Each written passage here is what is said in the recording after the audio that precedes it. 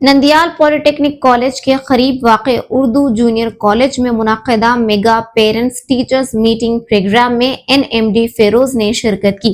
اس موقع پر خطاب کرتے ہوئے این ایم ڈی فیروز نے کہا کہ بچوں کے روشن مستقبل اور تعلیمی ادارے کی ترقی کے لیے اساتذہ اور والدین کو باہمی رابطہ اور مکمل ہم آہنگی کے ساتھ کام کرنا ہوگا۔